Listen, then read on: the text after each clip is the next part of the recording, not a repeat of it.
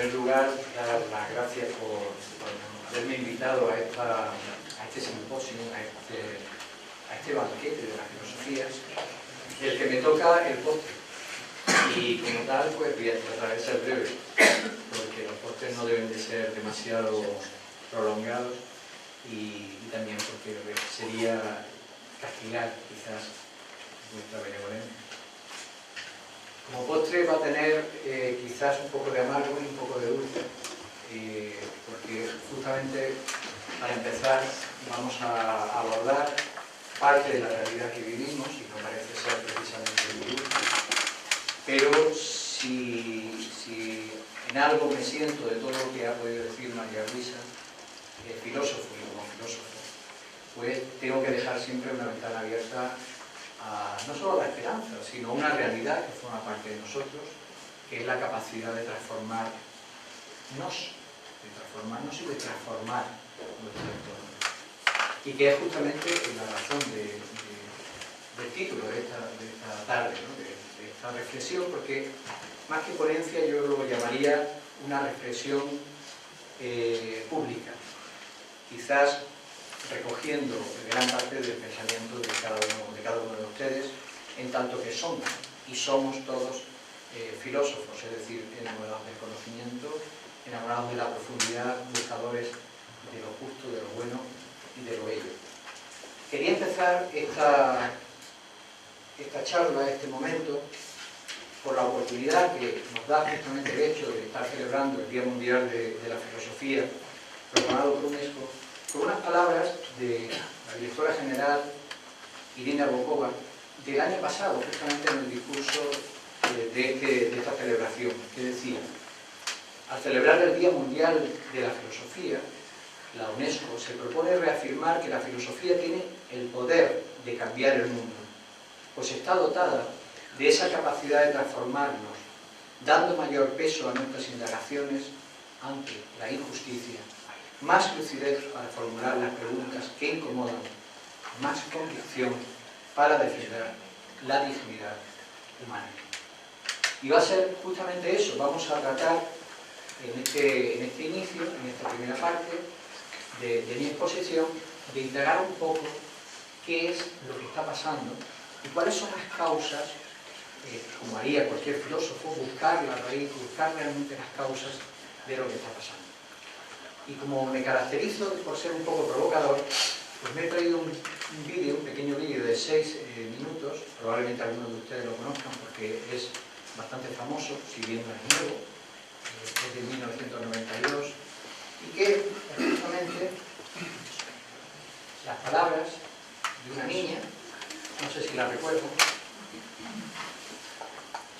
Serven Suzuki, es la conferencia de Río, y que se expresaba así. For ECHO, the Environmental Children's Organization. We're a group of 12 and 13-year-olds trying to make a difference.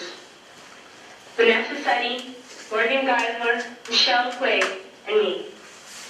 We've raised all the money to come here ourselves, to come 5,000 miles to tell you adults you must change your ways. Coming up here today, I have no hidden agenda. I am fighting for my future. Losing my future is not like losing an election or a few points on the stock market. I am here to speak for all generations to come. I am here to speak for the countless animals dying across this planet because they have nowhere left to go. I am afraid to go out in the sun now because of the holes in our ozone. I'm afraid to breathe the air because I don't know what chemicals are in it. I used to go fishing in Vancouver, my home, with my dad, until just a few years ago we found a fish full of cancers. And now we hear of animals and plants going extinct, every day vanishing forever. In my life, I have dreamt of seeing the great herds of wild animals, jungles and rainforests full of birds and butterflies. But now I wonder if they will even exist for my children to see. Did you have to worry of these things when you were my and yet we act as if we have all the time we want and all the solutions. I'm only a child, and I don't have all the solutions. But I want you to realize, neither do you. You don't know how to fix the holes in our ozone layer. You don't know how to bring the salmon back up a dead stream. You don't know how to bring back an animal now extinct. And you can't bring back the forest that once grew where there is now a desert. If you don't know how to fix it, please stop breaking it.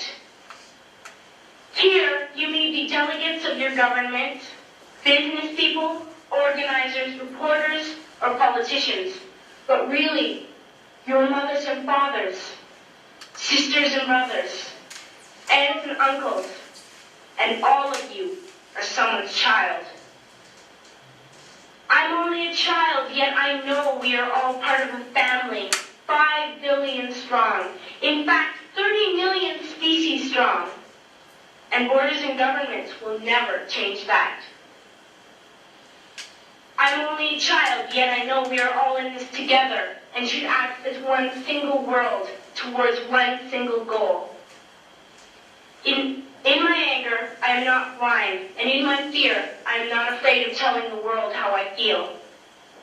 In my country, we make so much waste. We buy and throw away, buy and throw away, buy and throw away, and yet northern countries will not share with the needy. Even when we have more than enough, we are afraid to share. We are afraid to let go of some of our wealth. In Canada, we live the privileged life, with plenty of food, water, and shelter.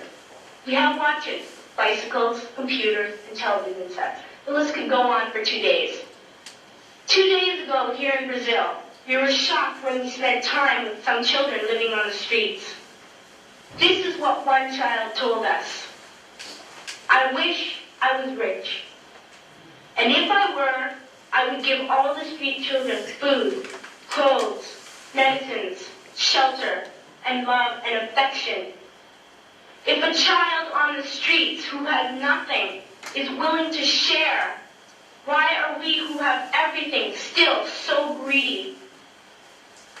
I can't stop thinking that these are children my own age, that it makes a tremendous difference where you are born. That I could be one of those children living in the favelas of Rio. I could be a child starving in Somalia, or a victim of war in the Middle East, or a beggar in India. I am only a child, yet I know if all the money spent on war was spent on finding environmental answers, ending poverty, and finding treaties, what a wonderful place this earth would be. At school, even in kindergarten, you teach us how to behave in the world. You teach us to not fight with others, to work things out, to respect others, to clean up our mess, not to hurt other creatures, to share, not be greedy. Then why do you go out and do the things you tell us not to do? Do not forget why you are attending these conferences, who you're doing this for. We are your own children. You are deciding what kind of world we are growing up in. Parents should be able to comfort their children by saying, everything's going to be all right. It's not the end of the world. And we're doing the best we can. But I don't think you can say that to us anymore. Are we even on your list of priorities? My dad always says, you are what you do, not what you say. Well, what you do makes me cry at night. You grown up say you love us, but I challenge you, please, make your actions reflect your words. Thank you.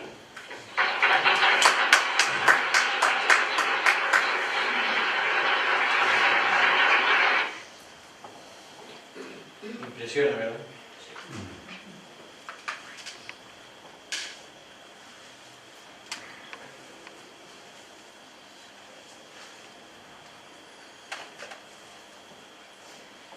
Bueno, la pregunta es bien obvia. Han pasado 22, 23 años, en 1992. 21 años.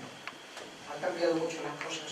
Recién se acaba de celebrar en Polonia la conferencia para el cambio climático. Las cosas no solo no han ido mejor, sino que han empeorado. Es una pregunta que nos tenemos que hacer. ¿Qué está pasando?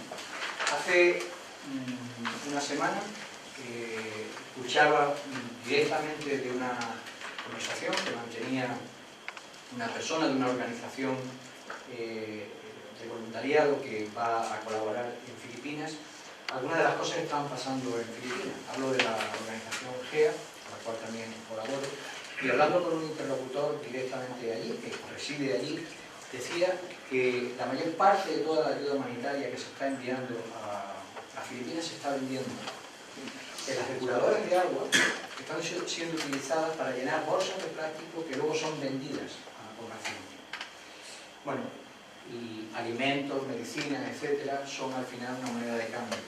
Que el gobierno no está haciendo nada y que la única ayuda real está siendo fundamentalmente de las ONG locales, con la ayuda internacional que se puede estar canalizando medianamente bien. Esto no es nada más que un botón de muestra.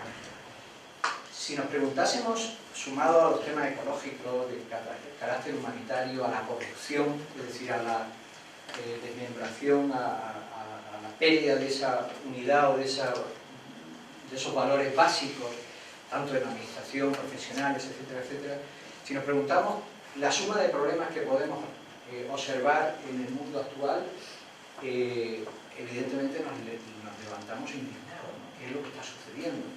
Solo que nos levantamos cuando ya los problemas nos han llegado al cuello. Esa indignación realmente es para querer cambiar algo, pero la pregunta que nos podríamos hacer y que mucha gente se ha planteado es: realmente lo que hay que cambiar es el sistema, hay que cambiar las leyes, hay que cambiar las estructuras, porque nos hemos dotado de organismos supranacionales, nos hemos dotado de intenciones realmente extraordinarias, que tratamos de que se adhieran todas las naciones, y hablo nada más y nada menos que la Declaración de los Derechos Humanos. Es decir, en principio, lo que es el sistema, más allá de la gran cantidad de deficiencias que podrían ser corregidas, no está muy mal. Nos enorgullecemos de haber alcanzado un sistema político que va a tener en cuenta la opinión de todos, la democracia, etcétera, etcétera, pero ¿es realmente el sistema, es el sistema el que puede garantizar los cambios o no? Esta es una pregunta filosófica, reflexiva.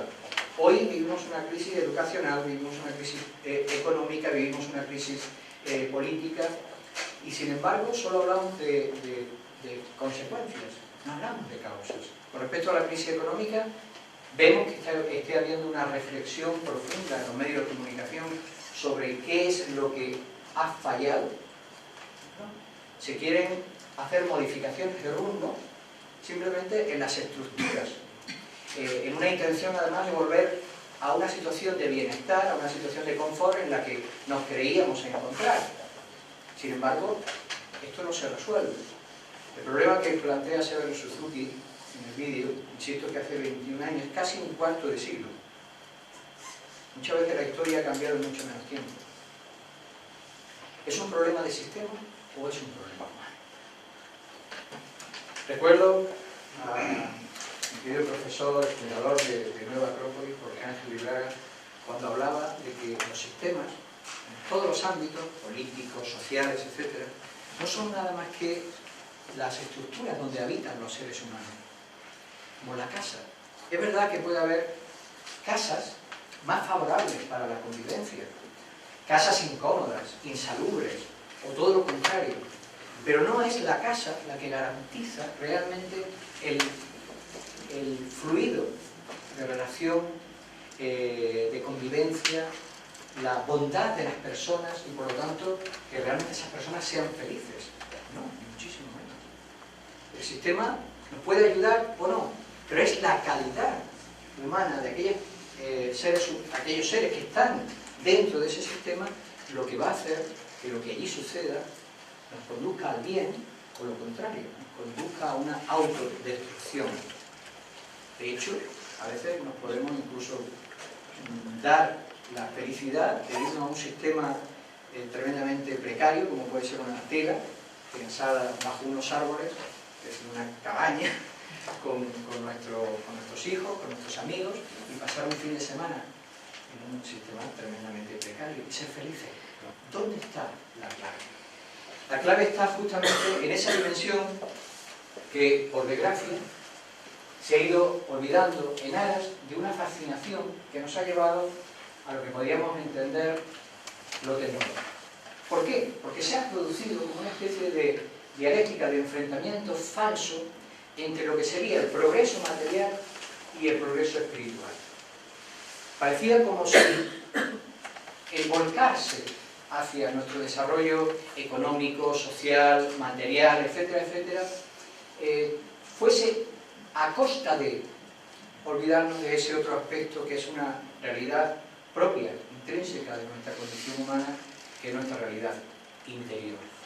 Y esto nos ha llevado a una exacerbación de lo tecnológico frente a lo humano. Y me gustaría que analizáramos, justamente desde esa actitud filosófica, estos dos vectores del desarrollo, el vector espiritual y el vector material, para ver cómo gran parte de la historia de la humanidad, si lo reflexionamos, ha fluctuado justamente o bien decantándose hacia un aspecto o bien decantándose hacia otro. De hecho, incluso actualmente decimos que Oriente es espiritual, pero sin embargo su desarrollo material pues dista mucho de lo que podríamos entender como una sociedad de confort. Mientras que Occidente ha perdido esa espiritualidad, tendría que reencontrarse con sus raíces espirituales para realmente, no sé, hallar al menos un proceso, un camino de realización o revalorización de valores. Estos dos vectores, que aquí están sintetizados a través de algunas ideas, nos van a dar una clara visión de la necesidad de equilibrio que debe de haber entre ambos aspectos. Sin embargo, estamos cegados, nos hemos volcado completamente hacia el aspecto material, tecnológico. Por ejemplo, este aspecto material es el que nos va a permitir el desarrollo de medios. Hoy estamos en la era de los medios de comunicación, de transporte, herramientas de todo tipo, instrumentos de todo tipo, pero realmente no tenemos claro los fines, que sería el vector que nos conecta con lo humano. Nos preguntamos, por ejemplo, ¿para qué sirve? ¿Cuál es la finalidad de la política? Nos preguntamos cuál es la finalidad de la economía, cuál es la finalidad de los medios de comunicación, cuál es la finalidad de la educación, cuál es la finalidad de las cosas que vamos a hacer cotidianamente. Esta pequeña reflexión de decir ¿para qué? ¿Qué busco? ¿Cuál es la finalidad que quiero alcanzar con esto que voy a hacer? Nos llevaría a descubrir que muchas veces simplemente vamos corriendo en una especie de carrera por los medios, sencillamente justificándolos en sí mismos. Esto pasa, por ejemplo, con la ciencia. Una pregunta interesante a la ciencia sería ¿cuál es la finalidad de la ciencia? Y de todas las preguntas que acabamos de hacer, ciencia, política, educación, incluso religión, ¿cuál es la finalidad? Vamos a ver que a poco que reflexionemos, tenemos necesariamente que dirigirla hacia la finalidad con mayúsculas que el ser humano percibe o siente que es su realización, lo humano. Platón lo diría de muchas maneras, muchos filósofos lo habrían expresado en unos términos o en otros. Hoy diríamos la necesidad de felicidad que tenemos, no como simple satisfacción o goce, sino felicidad como completura, como esa sensación real de realización donde estamos sintiéndonos seres humanos y estamos sintiendo o nos estamos autovalorando. Más allá de las circunstancias, que pueden ser adversas, que pueden ser difíciles, ¿no? Pero realmente la economía sirve a la realización del ser humano, de lo humano, de aquello que nos hace humanos. ¿Sirve la política a la realización de lo humano? ¿Nos hace más felices? ¿Busca hacer felices a los ciudadanos? Y la educación. Es decir, vemos que hay una disociación real. No, tal vez no por intención, pero sí porque no miramos hacia ese vector que es el que nos habla de los fines. que es el que nos habla de las ideas, el que nos lleva a reflexionar, en lugar de caer simplemente en una actividad constante. Corremos hoy cada vez más, corremos para todo, además como corren los medios de comunicación, en cualquier momento te localizan, te mandan una foto, te llaman por teléfono, todo va a una velocidad de vértigo, hay una acción trepidante. Pero, ¿sabemos dónde vamos? Nos vamos a la calle y todo el mundo va corriendo. ¿A dónde? Vamos por la carretera y todo el mundo quiere correr más. ¿Para qué? Para llegar antes. ¿Y qué? ¿Y hacer qué? Son preguntas que la filosofía, más allá de simplemente dejarnos en la pregunta, que sería muy triste, nos debe llevar a respuestas, nos debe llevar a que cada uno realmente empiece a plantearse qué le importa. Ese es el factor humano. ¿Qué nos importa? Ahí es cuando empiezan a aparecer los valores frente a las costumbres. En este vector de lo material, de lo tecnológico, de simplemente quedarnos atrapados por las formas, caemos en la costumbre, en lo que todo el mundo hace, en lo que está bien visto. ¿Y qué vamos a hacer? Pues si es que la vida es así. No. Hemos visto la cantidad de argumentaciones de carácter metafísico, cuántico, que la vida es como queramos que sea, dentro del marco existencial en el que estamos. Pero nos hemos planteado realmente qué valor le queremos dar a lo que hacemos, cuáles son aquellos elementos que van a motivar nuestras acciones, nuestra vida. De ahí vamos a ver otro elemento, que es cómo en lo material, en esa huida hacia lo tecnológico, hacia los medios, caemos en la diversidad, que no es mala. Esa diversidad enriquece, siempre que nos permita mantener ese apoyo en la unidad. Es decir, aquello que relaciona, que engloba. Esa caída en la diversidad, perdiendo de vista lo que nos une, es lo que nos ha llevado a las catástrofes ecológicas, por ejemplo. Creer que yo podía hacer cualquier cosa, podía cometer cualquier barbaridad, sin reconocer o querer ver que eso iba a repercutir en el todo ecológico, por ejemplo. Pero eso sucede en lo social y sucede en todos los ámbitos. Esa, por otro lado, necesidad que tenemos de realización a no apoyarse en elementos, diría mi amigo, intangibles, necesita apoyarse en elementos tangibles, porque todos necesitamos realizarnos. Ese impulso de realización del ser que subyace dentro de nosotros y que nos, de alguna manera podríamos decir que nos ha dado existencia, necesita apoyarse en algo. Al carecer del valor, el apoyo interno, lo va a hacer en crecer. Es la búsqueda de felicidad lo que nos lleva a querer tener, no es otra cosa, y es legítima. A pensar que la felicidad va a estar en rodearnos de elementos, en sentir que yo poseo cosas. Sin embargo, es falso. O hay una parte de falsedad importante, en tanto que estoy olvidando que lo importante no es tener, es ser.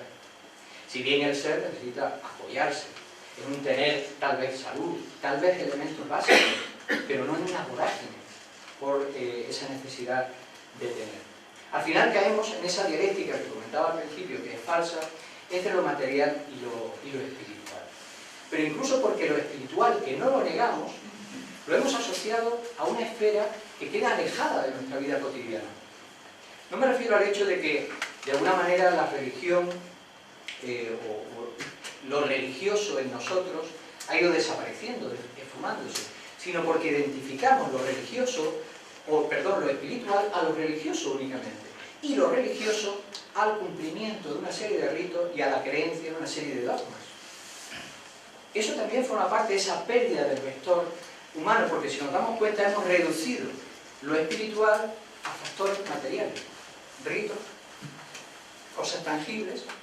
Se va a valorar, por desgracia, en una escalada que cada vez está siendo mayor de fanatismo religioso en todos los ámbitos del planeta, justamente en las diferencias, lo que diferencia una religión de otra, en los ritos que diferencian, en las costumbres que diferencian, y no en aquello que une a las religiones, en los valores, que son muy interesantes. Es decir, realmente hay un trasfondo universal detrás de lo religioso. Pero es que incluso lo espiritual, entendido como tal, puede no estar relacionado ni siquiera con el concepto que podemos tener de lo trascendente asociado a la creencia en un Dios, que generalmente suele ser un Dios antropomórfico, una proyección, digamos, humana.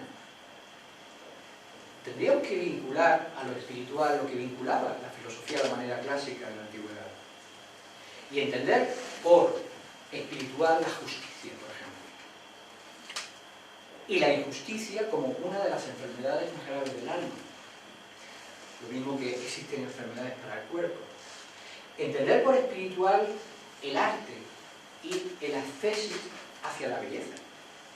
Entender por espiritual el amor. Entender por espiritual todo aquello que está vinculado a esa idea trascendente del ser humano que le lleva a percibir una serie de principios superiores hacia los que nos dirigimos y que de alguna manera se expresan tímidamente, pero nos elevan de nuestra condición animal para reforzar lo que de humano y de trascendente o divino hay en nosotros. Y no necesariamente tenemos que haber mencionado el Dios de ninguna religión, lo cual no lo excluye, también las religiones son espirituales. Pero lo hemos reducido lo espiritual también a una visión formal. Entonces, ¿qué nos está sucediendo? Nos está sucediendo que al final hemos quedado huérfanos de la parte que realmente podía cambiar esto. Nos hemos quedado encandilados con el reflejo de nuestra propia creación, que ha sido lo tecnológico. Hoy lo tecnológico, ayer podíamos decir que era lo industrial, ¿no? Lo mecánico. Mañana tal vez siga esta misma...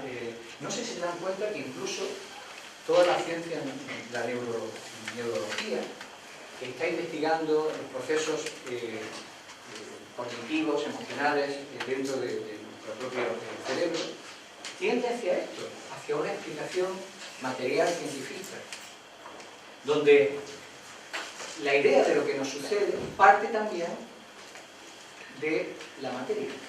Es decir, tenemos sentimientos porque tenemos un cerebro.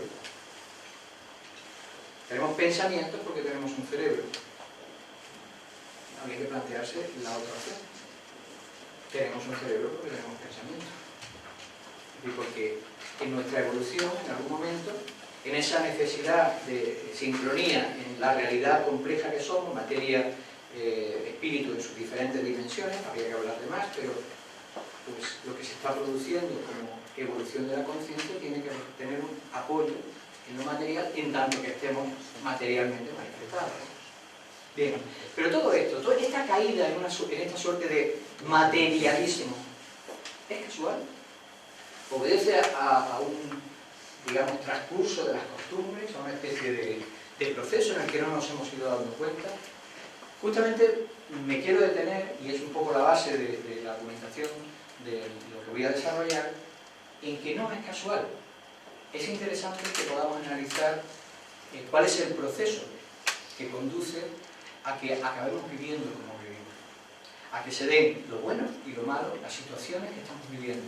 No son casuales, proceden por causalidad del mundo de las ideas, de los paradigmas por los cuales se ha forjado nuestro sentido de la vida, nuestro sentido de la existencia. Bueno, esto me salta un poco, está en relación con lo que hablábamos antes, del equilibrio necesario que debe haber entre el desarrollo espiritual y humanístico y el desarrollo material y tecnológico. Y señalaba en esta diapositiva el fierro, porque para que exista un equilibrio entre dos elementos, ha de haber un elemento que los aúna. Esa es la filosofía. De la misma manera que a veces oímos hablar del yin, del yang, como las dos fuerzas que entran en juego el universo, y de la necesidad de equilibrarlos. No se puede equilibrar yin y yang sin tener una conciencia del estado. Como no se puede hablar del karma, seguir en esa línea de filosofía oriental, sin tener noción del dharma. Solo conociendo cuál es el tao de algo, el sentido de algo, podemos ver qué necesidad tiene de más yin o más yang, de reforzar un aspecto o de otro. Bueno, en este caso realmente creo, y es lo que trato de defender, y creo que ha sido así a lo largo de toda la historia, la filosofía, ese perfecto equilibrio entre el mundo de la materia y el mundo del espíritu, que se apoya en una realidad social, sensible, pero que aspira a penetrar ese mundo de las causas, esas ideas, esa búsqueda realmente de otro mundo mejor, que es la filosofía. En este caso sería el elemento a través del cual podríamos encontrar ese equilibrio, para no caer en otros desequilibrios, que podría ser una suerte, entre comillas, de espiritualismo, ¿no?, en detrimento de un necesario orden material. Bien, ¿cómo se ha llegado a esta situación crítica, como decía? Vamos a ver cuál es el medio, desde el punto de vista de la filosofía, de manera clásica, a través del cual llegamos a nuestra realidad social. Y el medio es muy sencillo, son tres aros que últimamente me acompañan mucho desde que estoy bastante en relación, estoy trabajando mucho con Platón, que nos dividen el universo, el mundo, la realidad, en tres dimensiones: nous, psique y soma, para los que lo conozcan, espíritu, materia y mundo intermedio. Nuestros usos y costumbres, lo que acabamos desarrollando en nuestros propios sistemas políticos, y el valor que le damos, pues, a la salud, a la economía, nuestra educación, etcétera, etcétera, todo nuestro mundo, en realidad, es reflejo de algo que tal vez ni nos hemos preguntado, ni nos hemos planteado, pero que se ha instalado. Es una cosmovisión, un sentido de la existencia.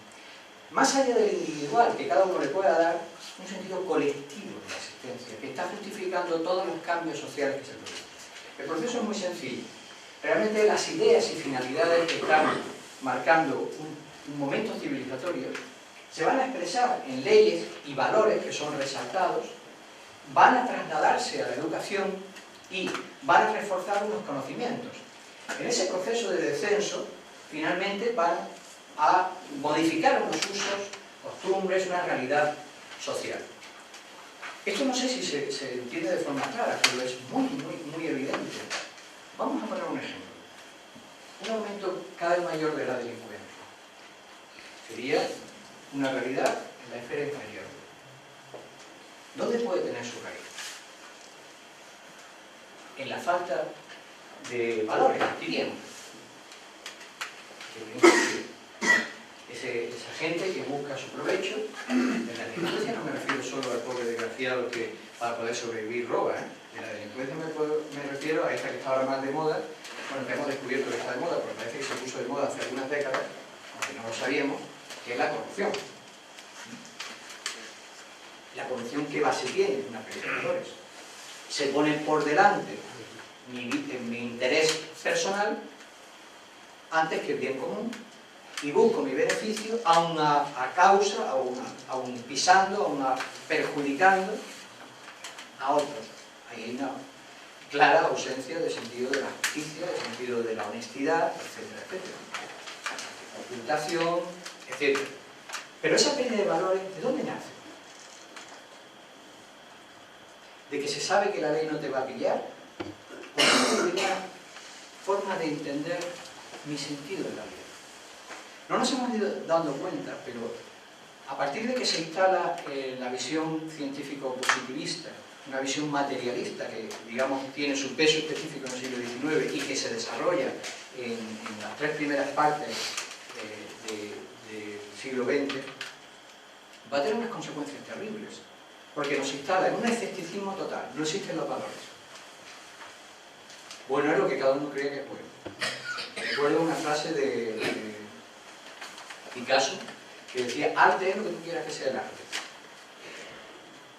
Al no haber un criterio de la vida con finalidades, donde se acepte la existencia de valores trascendentes, no estoy hablando de religiosos, estoy hablando que nos trascienden, que están más allá de mi opinión, más allá, que son una realidad.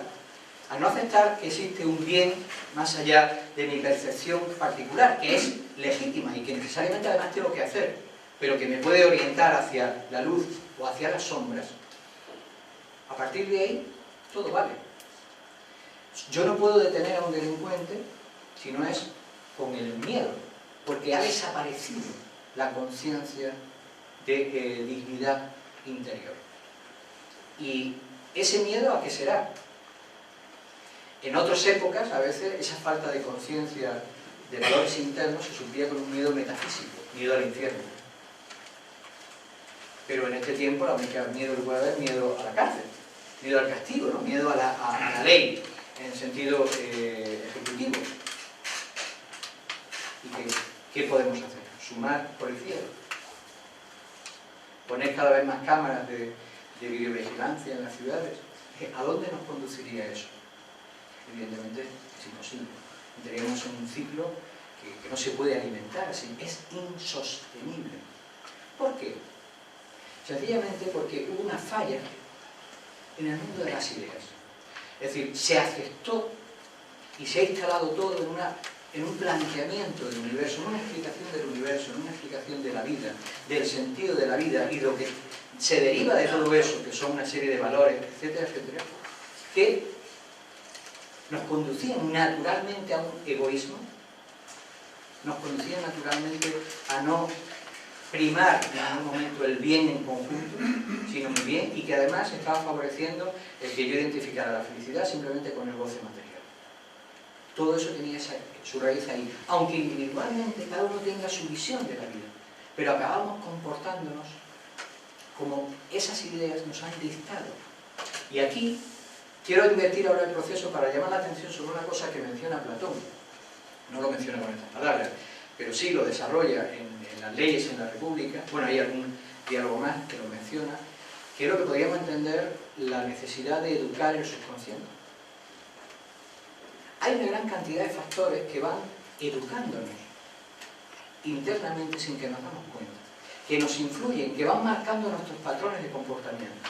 Él, de alguna manera, se referirá a la poesía, que hoy en día sería identificable al cine, la música, etcétera, etcétera, es decir, a los modelos que nos presentan como vida feliz, como vida de éxito.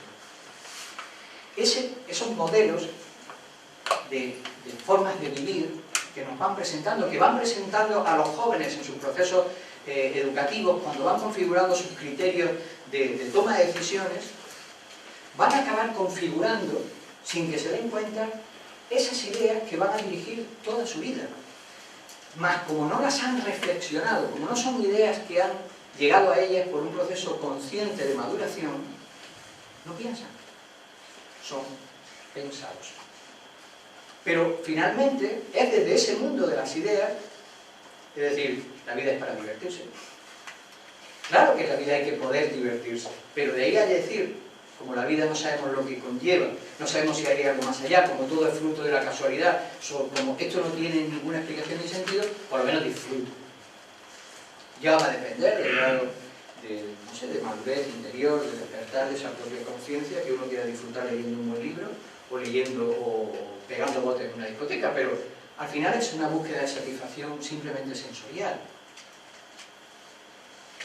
Ese proceso entonces, ¿qué es lo que debemos hacer o qué es lo que puede hacer la filosofía por él? Volverlo consciente. Por eso, la filosofía, entiendo que tiene ahora mismo una responsabilidad, un papel esencial, que es empezar a configurar el paradigma de ideas, volver a revalorizar aquellos elementos que constituyen los principios de una ética universal, para que vayamos cambiando las realidades que tenemos en nuestra vida.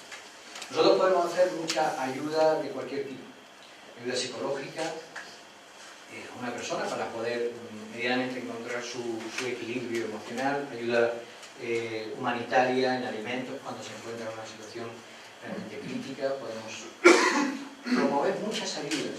Sin embargo, nos vamos a dar cuenta de que eso tampoco es sostenible. Hoy en día asistimos a uno de los periodos de la historia de la humanidad que más, creo que más cooperación internacional ha existido nunca. Pero no es suficiente. ¿Por qué? Porque no basta con resolver los problemas tangibles, concretos, inmediatos, urgentes que la humanidad tiene. Es humanitario hacerlo y necesitamos hacerlo. Pero paralelamente tenemos que trabajar en aquellos otros elementos que son las causas que han generado esos problemas. Y esas causas son la interpretación del sentido de la existencia, que tendrá diferentes formas, pero que ha de coincidir al menos en elementos que le permitan dar un sentido coherente y trascendente, y los valores que se deriven de ello. De ahí que en ese mismo esquema que mencionaba antes, la filosofía juega un papel esencial. Primero, promoviendo en la búsqueda de ese paradigma de esa visión, de esa cosmovisión y del papel que el ser humano tiene que jugar en el cosmos, promoviendo realmente el amor a la sabiduría. No se trata de que por fin podamos dictar cuál es el libro del conocimiento, que se diga por fin qué es lo que es verdad y lo que no es. Eso lo va a pedir aquel que necesariamente busque los dogmas, es decir, esa es más una línea religiosa. No, se trata de que promovamos el amor por el conocimiento, que yo lo he identificado, extrayéndolo de Platón, en una frasecita muy sencilla: cambiar la mirada hacia el bien. Simplemente, Platón habla en esa salida de la caverna que el motor esencial que va a hacer que el ser humano salga de la caverna es la conversión de la mirada. En lugar de seguir mirando a las sombras, empezar a mirar en la dirección de donde viene la luz. ¿Por qué le da tanta importancia a eso? Porque el proceso que viene después vendrá solo, considerando, como considera Platón, que la sabiduría está dentro nuestro. Es decir, que el alma, esa parte que de alguna manera es emanación o participa de esa esencia primera y que constituye una vinculación con todas las leyes del universo, esa parte trascendente del ser humano, va a saber ir encontrando la ruta. Y en la ruta habrá muchos caminos diferentes, porque hay puntos de partida diferentes. Pero en la medida en que hay una conversión hacia el bien, es decir, un interés real por la búsqueda de la verdad, de la belleza, de la justicia y de la bondad, es decir, que son los arquetipos que Platón hace descender del bien o la unidad. Estoy hablando de un lenguaje muy platónico, pero muy occidental, porque esto sí es que es genuinamente occidental. Este lenguaje, este esquema mental, es el de nuestras raíces occidentales, que probablemente hayamos necesitado reencontrarnos con Oriente para descubrir nuestra dimensión profunda y trascendente, pero este lenguaje es el lenguaje de Occidente, y probablemente entonces el que nos permita reelevarnos nuevamente sobre los pilares que dieron nacimiento a un sueño civilizatorio. Pero es esa mirada hacia el bien, esa búsqueda de la verdad, ese amor real por la sabiduría, que mucho cambiaría la educación en los colegios si en lugar de enseñar tanto, es decir, acumular memoria en los jóvenes, se enseñara a amar el conocimiento. Se despertara el motor que lleva al conocimiento, que debe estar dentro y no ser fuera como una imposición. De ahí se van a ir derivando, debemos de empezar a reencontrarnos con aquellos valores realmente universales, más allá de las diferencias culturales, sociales, religiosas, raciales, que puede haber ahora y a lo largo de la historia. Cada vez más es patente, hay mucho en ese sentido ahora mismo investigado, no solo por la tradición que nos llega, sino como una experiencia de campo en la búsqueda de esos valores universales, de esa ética universal, que curiosamente coincide en esos elementos que antes hablábamos de los que Platón mencionaba, del bien, con mayúsculas, reforzando y revalorizando esos valores como elemento que rija la vida pública y la vida privada. Vamos a llegar al último elemento esencial en la filosofía a la manera clásica, porque ha sido muy intencional el que yo ponga lo de filosofía a la manera clásica para dar la oportunidad de explicar que no estamos hablando de una filosofía antigua, sino de una actitud completa, vital de la filosofía que lleva al ser humano a una coherencia entre lo que piensa, lo que siente y lo que hace. Y en ese proceso de pensar, sentir y hacer, este último eslabón, el ejemplo, es esencial. Y más en el tiempo en el que nos encontramos. Porque más allá de este congreso, de las palabras, de todas las cosas maravillosas que podemos decir o escribir, hoy tenemos un problema. La palabra ha perdido valor. No vale nada. La han denostado todos los hipócritas y falsos del mundo. Nosotros podemos escuchar el mejor de los discursos. Nos cuesta trabajo pensar que hay una buena intención detrás, si por ejemplo el Estado es muy político. Pero la palabra es muy importante. Quiero recordar que creíamos que habíamos conseguido que la palabra desplazara a las armas, que el diálogo diese paso para que lograr la convivencia entre los pueblos, entre los seres humanos, entre las diferencias, que fuese la palabra la que realmente sustituyese a la fuerza y a las armas. Y de algún modo lo habríamos o lo hemos conseguido. Pero desde el momento que la palabra pierda valor, pierda verdadera capacidad de creación, de proyección, ¿qué nos queda? ¿Hacia dónde pueden ir las cosas? ¿Volverán de nuevo hacia la fuerza? ¿Volverán de nuevo hacia las armas? Mucho me temo que lo que apunta, una reflexión muy superficial, pero casi instintiva, lo que apunta el panorama es que vuelva hacia las armas, que es muy difícil el entendimiento, porque las posturas son, en todos los casos, posturas políticas, religiosas, particulares, personales, sociales, dependiendo de si uno está en paro o no está, son muy viscerales. Para que la palabra vuelva realmente a tener su poder, hace falta esto. Para que la palabra justicia, para la palabra solidaridad, la palabra confianza, responsabilidad política, vuelvan a tener realmente valor, hace falta que sean reforzados con el ejemplo. El ejemplo que apuntale esos conceptos y devuelva, he mencionado la confianza, devuelva de nuevo la confianza en el ser humano.